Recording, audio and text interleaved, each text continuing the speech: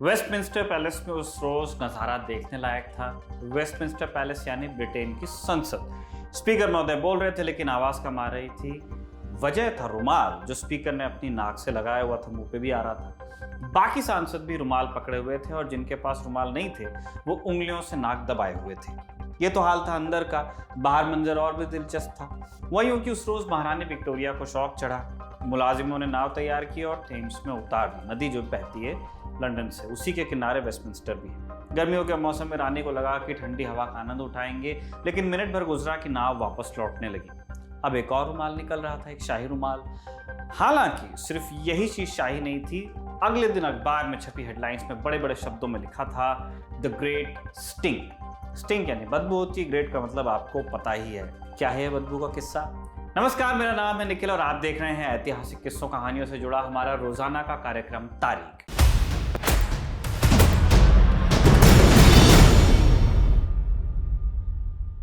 शुरू से शुरुआत करते हैं। 19वीं सदी की शुरुआत में ब्रिटिश साम्राज्य अपने उरूज पर था। पैसा बढ़ा तो लोग बढ़े और साम्राज्य की राजधानी लंदन दुनिया का सबसे बड़ा शहर बन गया। सन 1800 में लंदन की आबादी 10 लाख थी। 1840 तक ये बढ़कर 30 लाख हो गई। जनसंख्या का प्रेशर बढ़ा तो सारी संरचनाओं पे स्ट्रेस पड़ा, लेकिन सबसे ज्यादा अफेक्ट हुई साफ सफाई। गटर लबालब होने लगे, महामारी फैलने लगी। वो हाल हुआ कि 1832 से 1854 के बीच लंदन में 3 बार कॉलरा फैला। इलाज दूर, ये तक नहीं पता था कि बीमारी ये फैलती कैसे। कोई कहता कि ईश्वर का प्रकोप है तो कोई कहता कि बदबू से बीमारी फैल रही है। इस चक्कर में 40,000 लोग मारे गए लंदन में। मृत्यु दर ऐसी थी कि आधे से ज्यादा बच्चे 5 साल तक जिंदा नहीं बच पाते थे। 2 दशक तक जब हालात सुधरे नहीं तो सरकार ने एक बड़ा कदम उठाया। साल 1864 में संसद ने कानून पास किया। इस कानून का नाम था कॉलरा बिल। इस कानून में एक खास चीज को शामिल किया गया। मॉडर्न कमोड इजाद हुए सालों हो गए थे, लेकिन आम लोगों में ये प्रचलित था नहीं। सरकार ने मॉडर्न कमोड को बढ़ावा दिया। लोग भी खुशी खुशी तैयार हुए। नए कमोड से घर साफ रहता था और बदबू भी नहीं आती थी। अब सुनने से तो ऐसा लगता है कि क्या जबरदस्त फैसला था, लेकिन जागरूक नागरिकों को यह समझ नहीं आया कि गंदगी घर से बाहर निकलेगी तो काम पूरा नहीं हो जाएगा। उसका आपको निपटारा करना पड़ेगा, वरना रहेगी तो वो आपके घर के आसपास। ऐसे में आप कितनी देर बचे रहने की उम्मीद कर सकते हैं? लंदन के लोग भी नहीं बचे। नए कमोड से सफाई के बजाय गंदगी और बढ़ने लगी, क्योंकि नए कमोड में खूब पानी डालने की जरूरत पड़ती थी। पानी डाला जाता और पहुंचता सेप्टिक टैंक में, लोगों के पर्सनल सेप्टिक टैंक्स में। ज्यादा पानी डलता तो भर जाते वो और लबालब होने लगते। बाहर निकल के लोगों का मल ब्रिटेन की सड़कों पर इस तरह फैलने लगा। पूरा लंदन एक बड़े गटर में तब्दील हो गया, ऐसा लोग लिखते हैं। लेकिन इसके बाद भी हाकिमों की नींद टूटी नहीं।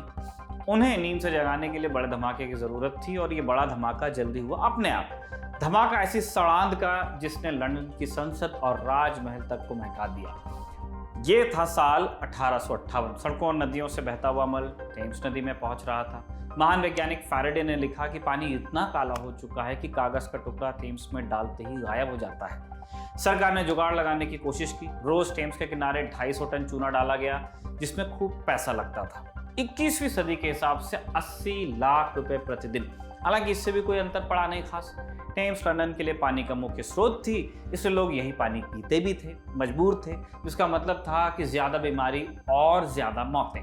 हालांकि अब तक कॉलरा के फैलने के तरीके का पता चल गया था। जॉन स्नो नाम के एक डॉक्टर ने पता लगा लिया था कि बीमारी पानी से फैलती है। इस खोज की अपनी एक दिलचस्प कहानी है। दरअसल एक रोज किसी इलाके में बीमारी फैली और काफी लोग मारे भी गए, लेकिन 70 लोग थे जो बच गए। जॉन स्नो ने पाया कि ये लोग एक बियर की फैक्ट्री यानी ब्रूरी में काम करते थे। ये लोग पानी का काम बियर से लेते थे और इत्तेफाक से यही बात उनकी जान बचा गई। जॉन स्नो बीमारी का इलाज भी खोजना चाहते थे, लेकिन इससे पहले उनका देहांत हुआ। इत्तेफाक से साल 1858 में जब लंदन में बदबू कहर बरपा रही थी, उसी साल ये भी हुआ। 1858 में हालत खराब होने के कुछ और कारण भी थे। एक मुख्य कारण था तापमान।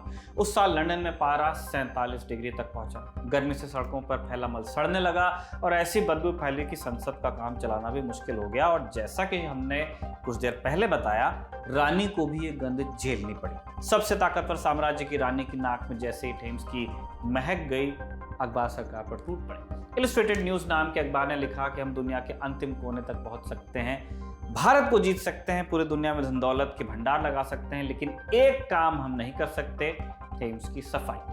बात बदबू तक सीमित रहती तो भी ठीक था। जल्दी लंदन को एक और केमिकल रिएक्शन का अनुभव हुआ। सड़ते हुए मल से गैस निकलती है, मीथेन, जो एक ज्वलनशील गैस है। लोगों की जान बीमारी से तो जा रही थी, अब धमाकों से भी लोग मरने लगे।